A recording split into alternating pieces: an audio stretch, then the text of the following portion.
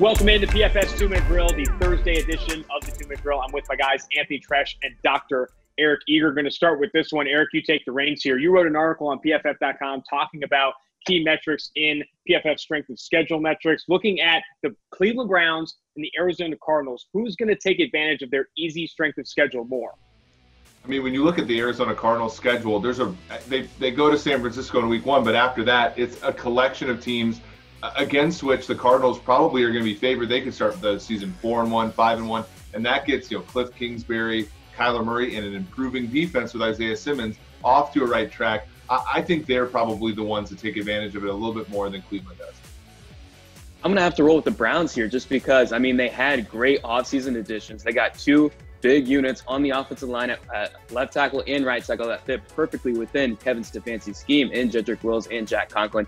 And they got an NFL caliber, his coverage ability in Grant Delpit is unmatched. I don't know how he slipped to the second round, but he's a guy that can make an impact from day one. And Baker and OBJ, they are bound to be head over heels better than they were in 2019. So I'm going to have to go with the Browns. They have a far more talented roster, and I think they're going to make some noise this year. I am riding high with Cliff Kingsbury, Kyler Murray, and the Arizona Cardinals. They added DeAndre Hopkins this offseason, year 2 in that system with Kyler Murray under center. I think Kenyon Drake is going to have some positive value there. I think that defense is getting better as well. You speak to Isaiah Simmons, Chandler Jones, one of the most underrated defensive players in the NFL right now, Patrick Peterson, Budda Baker, guys that have graded well in recent years. Again, I like that improving defense. I like that offense taking a step forward this upcoming year. Maybe some Andy Isabella snaps, one of the highest graded receivers in college football in the PFF college era. I like this Arizona Cardinals team. Give them an easy schedule. I think they take advantage. Yeah, I mean, can't argue with Kyler Murray. He's been one of the best, college quarterbacks we've ever graded. Now, here's a question though: who has been the best college quarterback over the last decade? In college football.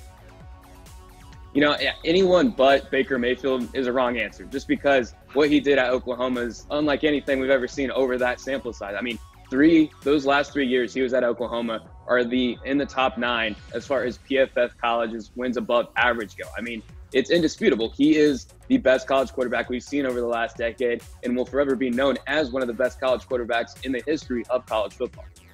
Yeah, I mean, if you're looking at best single season in the PFF college era, looking at 2014 and not beyond that, Kyler Murray, Joe Burrow, both those guys are up there. But I'm riding with Tresh here. I think Baker Mayfield has been the best quarterback of the decade, specifically from a PFF grading perspective. He has, I think, 3 of the top 10 all-time single-season college grades. Like, that's how good he was at Oklahoma, and you saw it across a large sample size. You don't normally see that at the collegiate level. It's rare that you see 3 years of starting experience and 3 years of excellent play at the quarterback position. You saw that from a clean pocket, which is one of the more stable metrics in college and the NFL, from Baker Mayfield. I'm going with Baker Mayfield.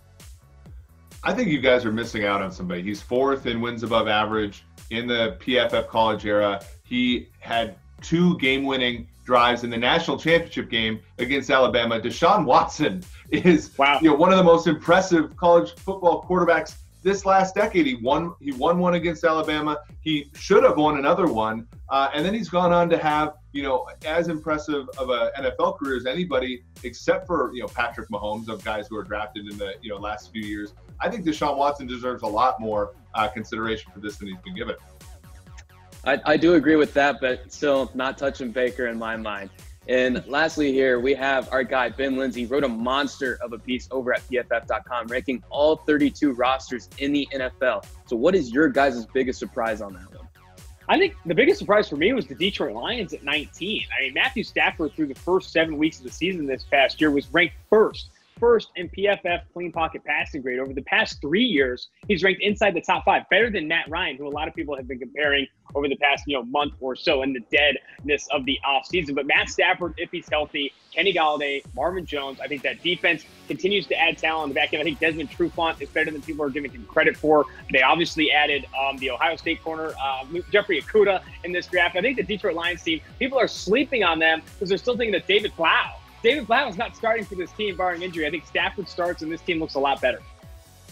Yeah, I mean, the one that surprised me, and it's kind of weird because I don't know if it's too high or too low, but Tennessee at 8. It's a team that made the AFC Championship game last year, but also a team that's not even favored to win their own division coming into the 2020 season. I think it all rides on Ryan Tannehill. If Tannehill's as good as he was a season ago or close, they're a top 5 team. If he's not, if he's back to his old days, in Miami, they're not even cracking the top 10. So that one's the most interesting one for me.